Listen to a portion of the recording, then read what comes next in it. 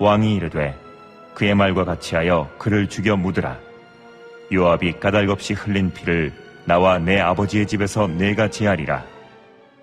오늘 생명양식은 열왕기상 2장 26절에서 35절 말씀입니다.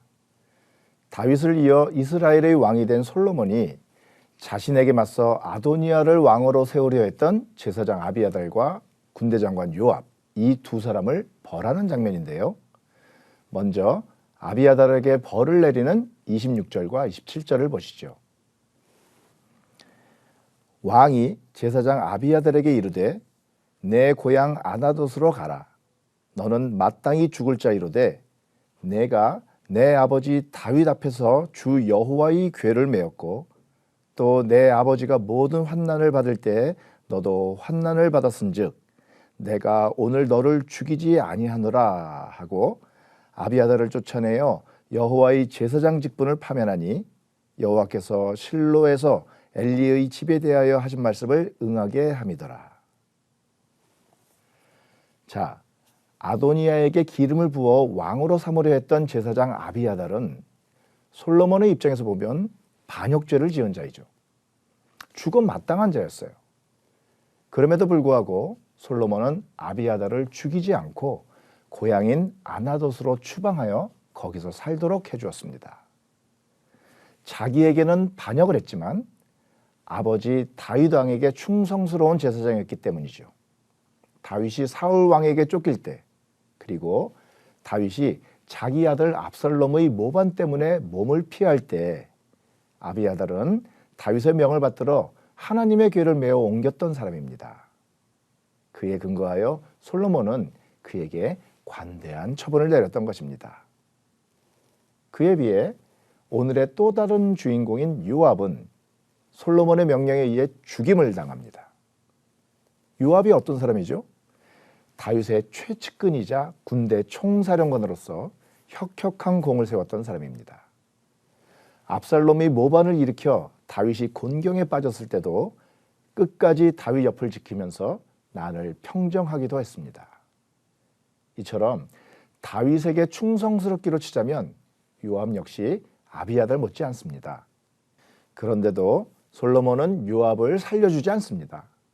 심지어는 요압이 제단뿔을 잡은 사람은 살려주라는 율법의 규정에 따라 여호와의 장막에 가서 제단뿔을 잡으면서까지 목숨을 구걸했는데도 솔로몬은 아무 망설임 없이 그를 베어버리라고 명령했어요. 왜 솔로몬은 이토록 단호한 태도를 보였을까요? 그 이유를 우리는 오늘 본문에서 찾아볼 수 있는데요. 31절에서 34절까지를 함께 보시죠. 왕이 이르되 그의 말과 같이 하여 그를 죽여 묻으라. 요압이 까닭없이 흘린 피를 나와 내 아버지의 집에서 내가 제하리라. 여호와께서 요압의 피를 그의 머리로 돌려보내실 것은 그가 자기보다 의롭고 선한 두 사람을 쳤음이니 곧 이스라엘 군사령관 넬의 아들 아브넬과 유다 군사령관 예델의 아들 아마사를 칼로 죽였습니다. 이 일을 내 아버지 다윗은 알지 못하셨나니 그들의 피는 영영이 요압의 머리와 그의 자손의 머리로 돌아갈지라도 다윗과 그의 자손과 그의 집과 그의 왕위에는 여호와께로 말미암는 평강이 영원히 있으리라. 여호야다의 아들 브나야가 곧 올라가서 그를 쳐 죽음에 그가 광야에 있는 자기의 집에 매장되니라. 자, 여기서 솔로몬이 요압을 살려두지 않은 이유를 알 수 있습니다. 자기에게 반란을 일으킨 게 괘씸해서가 아니었어요. 요압이 과거에 저지른 죄, 그러니까 다윗에게 평화사절로 왔었던 아브넬과 아마사를 다윗 몰래 고의로 죽인 것 때문이었어요. 이러한 요압의 고의적인 범죄는 적어도 다음에 두 가지 이유 때문에 솔로몬은 용서할 수 없었을 겁니다. 첫째, 제단뿔 잡은 사람을 용서해 주라는 율법의 규정은 실수로 사람을 죽인 경우를 구제하기 위한 것이지 의도적으로 살인한 경우까지 구해주는 것은 아니라는 것을 출애굽기 21장 14절은 분명하게 보여줍니다. 그러니 솔로몬 입장에서는 요압을 살려주는 것이 곧 율법을 어기는 게 되는 셈이었던 거죠. 둘째, 다윗 몰래 사람을 죽였다는 건 만약 다윗이 알았다면 허락하지 않았을 거라는 걸 알고 있었다는 거죠.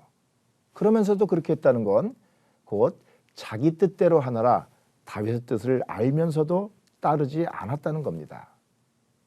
요압이 다윗에게 큰 공을 세운 신하였을지 몰라도 진정으로 충성스러운 신하는 아니었던 겁니다.